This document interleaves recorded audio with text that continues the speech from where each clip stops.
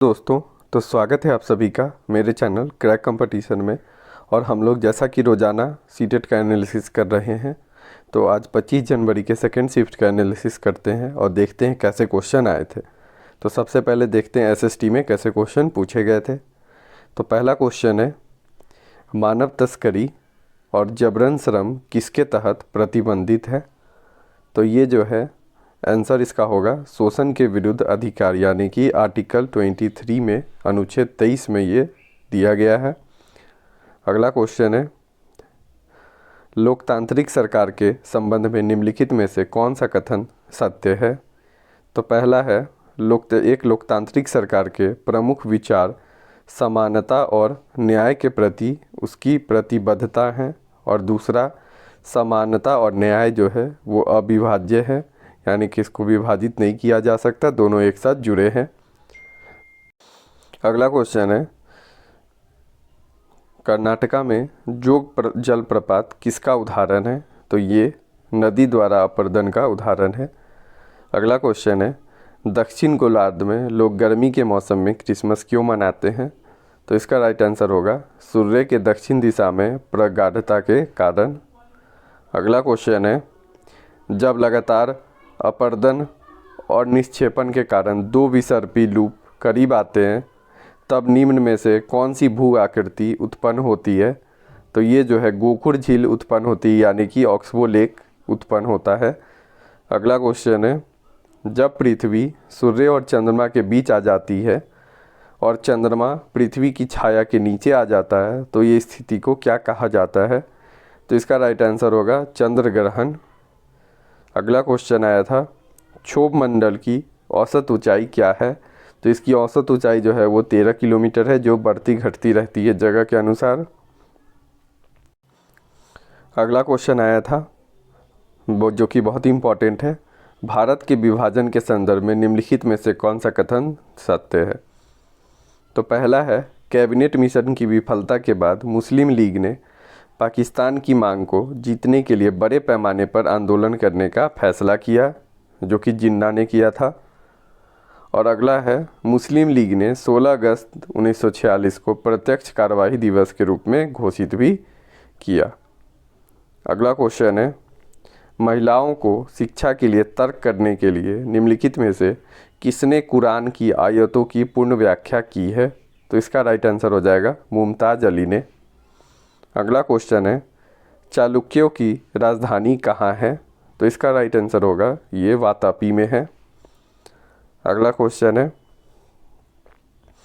ये भी important question आया था, जो कि क्वेश्चन है, मुग़ल सम्राट बाबर के बारे में निम्नलिखित में से कौन सा कथन सही है। तो इसका पहला है, पहला मुग़ल बादशाह 1526 से 1530 तक बाबर था, और उससे पहले 1494 में फरगना की गद्दी पर भी बैठा था। दूसरा है, वर्षों तक भटकने के बाद उसने 1504 में काबुल पर अधिकार कर लिया। और तीसरा है कि 1526 में उसने पानीपत में दिल्ली के सुल्तान इब्राहिम लोदी को हराया और दिल्ली और आगरा पर अधिकार कर लिया। अगला क्वेश्चन आया है, निम्नलिखित निर्देशों को देखिए और उपयुक्त विकल्पों का चयन कीजिए। कथन है, सम्राटों को राजाओं की तुलना में अधिक संसाधनों की आवश्यकता होती थी। कथन बी, साम्राज्य राज्यों से बड़े होते हैं और उन्हें बड़ी सेनाओं द्वारा संरक्षित करने की आवश्यकता होती है। तो इन दोनों कथनों में जो दोनों कथन है वो दोनों ही सत्य है, और बी जो है वो ए का कारण भी है। अगला क्वेश्चन आया था, सामाजिक विज्ञान का पाठ्यक्रम ऐसा हो जो निम्न शामिल करे। पहला, जो समावेशी शिक्षा को करे। दूसरा, राष्ट्रीय एकीकरण। तीसरा, जनसंख्या के मुद्दे। अगला क्वेश्चन है, एक स्वनिर्देशित स्व अनुशासित चिंतन जो उचित स्तर पर गुणवत्ता के उच्चतम स्तर पर तर्क करने का प्रयास करती है, उसे क्या कहा जाता है। तो इसका राइट आंसर होगा आलोचनात्मक चिंतन। ये आप लोग ध्यान रखिएगा। अगला क्वेश्चन है, प्राथमिक स्तर पर इतिहास और भूगोल पढ़ाने के लिए कौन सी विधि सबसे उपयोगी है? तो सबसे उपयोगी विधि है क्षेत्र भ्रमण के द्वारा। अगला क्वेश्चन है कहानी कथन यानी कि कथा निरूपण इतिहास को पढ़ाने का एक प्रभावी तरीका है। क्यों? क्योंकि यह छात्रों में उत्सुकता और रुचि उत्पन्न करता है। तो ये सारे क्वेश्चन एसएसटी के थे। अब हम लोग सीडीपी के क्वेश्चन देखेंगे कि सीडीपी के क्वेश्चन कैसे आए थे पेपर 2 में। तो पहला क्वेश्चन है निम्नलिखित में से कौन सा अल्बर्ट बंडूरा के सामाजिक अधिगम सिद्धांत का चरण है?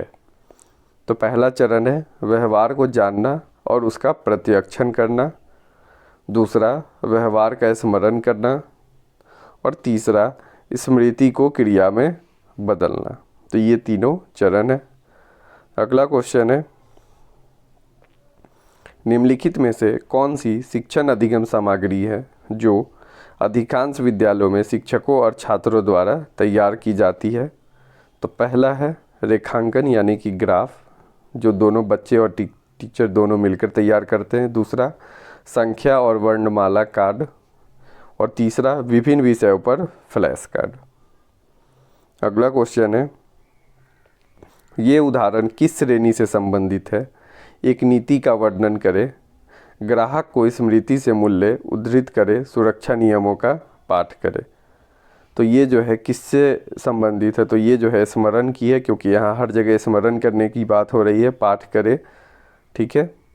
अगला क्वेश्चन है ये इम्पॉर्टेंट क्वेश्चन है। जैसा कि फ्रायड ने पाया कि एक आयु विशेष के दौरान इलेक्ट्रा ग्रंथि विकसित होती है। इलेक्ट्रा ग्रंथि विकसित होने की आयु निम्नलिखित में से क्या है? तो इसका राइट आंसर होगा पूर्व संक्रियात्मक अवस्था, जो कि पियाजे ने दिया था। तो इस अवस्था में जो है इलेक्ट्रा ग्रंथि विकसित होती है। अगला क्वेश्चन है निम्नलिखित में से कौन सा कारक कार्य शिक्षा की सफलता के लिए आवश्यक नहीं है? तो इसका आंसर हो जाएगा श्रम की गरिमा और निराशावादी अभिवृत्ति। अगला क्वेश्चन है छात्रों में परिश्रम की भावना विकसित करने के लिए एक शिक्षक को क्या करना चाहिए? तो छात्र को अक्सर परिश्रम करने के अवसर प्रदान करने चाहिए। अगला क्वेश्चन है शिक्षा के संदर्भ में समाजीकरण का क्या अर्थ है? तो समाजीकरण का अर्थ है सामाजिक वातावरण में अनुकूलन और समायोजन। ठीक है, जो कि पियाजे ने दिया है, आप लोग ध्यान रखिएगा। अगला क्वेश्चन है निम्नलिखित में से कौन सा आंतरिक अभिप्रेरणा का एक उदाहरण है? तो इसका राइट आंसर हो जाएगा आकांक्षा का स्तर। अगला क्वेश्चन है निम्नलिखित में से कौन सा कारक बाल के व्यक्तित्व विकास को प्रभावित करता है? तो इसका राइट आंसर हो जाएगा आनुवांशिक भी, दूसरा भौतिक वातावरण और तीसरा सामाजिक वातावरण। ये तीनों बालक के विकास को प्रभावित करता है। अगला क्वेश्चन है कौन सी शिक्षा जीवनोन्मुखी है? कौन सा शिक्षा, इसका मतलब है कि कौन सा शिक्षा जीवन पर्यंत चलती है? तो गैर औपचारिक शिक्षा ये है। NEP 2020 भारत सरकार एक लिंग समावेशी कोष का निर्माण क्यों करेगी? तो इसका राइट आंसर होगा सभी लड़कियों के साथ साथ ट्रांसजेंडर छात्रों को भी समान गुणवत्ता वाली शिक्षा प्रदान करने के लिए यह स्थापना किया जाएगा। अगला क्वेश्चन है कक्षा में व्यक्तिगत सीखने की स्थिति बनाते समय शिक्षक को निम्नलिखित में से किन बातों पर विचार करना चाहिए? तो पहला है स्पष्ट रूप से असाइनमेंट का संचार। दूसरा छात्रों के काम की निगरानी करें। ठीक है। और तीसरा उचित प्रक्रिया दे, जैसे कि बच्चे जो कर रहे हैं उसके अनुसार। अगला क्वेश्चन है ब्रॉनफेन ब्रेनर के जैव पारिस्थितिकीय परिमाण के अनुसार युद्ध निम्नलिखित में से किस तंत्र में शामिल किया जा सकता है? तो ये इम्पॉर्टेंट क्वेश्चन है। तो ये इसका राइट आंसर होगा क्रोनो तंत्र। अगला क्वेश्चन है निम्नलिखित में से कौन सा उपाय स्कूल विकास के लिए मूल्यांकन को बदलने के लिए किया जाएगा? तो इसका आंसर होगा स्कूल आधारित मूल्यांकन के लिए सभी छात्रों के प्रगति कार्ड को राज्य संघ शासित प्रदेशों द्वारा पूरी तरह से नया रूप दिया जाएगा। दूसरा प्रगति कार्ड एक समग्र 360 डिग्री बहुआयामी रिपोर्ट होगी जो एक प्रगति की संपूर्ण जानकारी को विस्तार से दर्शाएगी। ठीक है, ये दो चीज़ है, आप लोग ये ध्यान रखिएगा, ये भी इम्पोर्टेंट क्वेश्चन है। अगला क्वेश्चन है,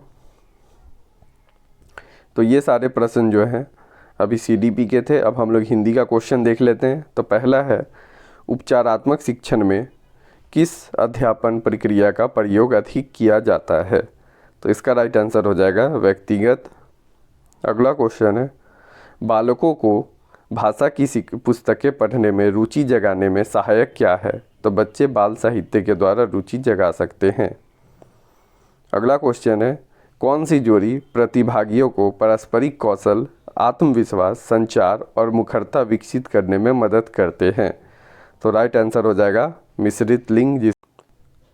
अगला क्वेश्चन है, बालक के सीखने में रह गई त्रुटियों को दूर करने के लिए क्या किया जाता है? इसका राइट आंसर होगा पुनः शिक्षण। अगला क्वेश्चन है, पढ़ने को संदर्भ युक्त बनाने के लिए भाषा शिक्षक द्वारा अपनाई जाने वाली पठन पूर्व रणनीति क्या है? तो इसका राइट आंसर होगा पहले परिचय और निष्कर्ष पढ़ना। अगला क्वेश्चन है, निम्नलिखित में से कौन सा भाषा अधिगम का मौलिक कौशल नहीं है? तो ये इसमें देखना जो है वो इसका मौलिक कौशल नहीं है। अगला क्वेश्चन है, निम्नलिखित में से कौन सा वाक दुर्बलता का लक्षण है? तो सतत बोलने में कठिनाई। अगला क्वेश्चन है, सुनना, बोलना, अध्ययन, लेखन ये किस प्रकार के कौशल सुधार करने के लिए हैं? तो इसका राइट आंसर हो जाएगा भाषा कौशल। अगला क्वेश्चन है, भाषा शिक्षक पढ़ने के दौरान आकलन करता है, लेखन से संवाद कर पाने का तरीका। ठीक है। अगला क्वेश्चन है, निर्देश, निम्नलिखित प्रश्नों के उत्तर देने के लिए सबसे उचित विकल्प चुनिए। भाषा अर्जन क्या है? तो भाषा अर्जन जो है एक सहज और स्वाभाविक होता है। ठीक है, तो ये सारे प्रश्न आज के परीक्षा में पूछे गए थे पेपर 2 में। तो ये सारे प्रश्नों को आप लोग फिर से रिवाइज कर लीजिए और आई होप आप लोग को ये वीडियो अच्छा लगा होगा। अगर ये वीडियो अच्छा लगा है तो इस वीडियो को लाइक करें और अपने दोस्तों के बीच शेयर करें और ऐसे ही रोज़ाना सीटेट एनालिसिस के देखने के लिए इस चैनल को सब्सक्राइब करें। धन्यवाद।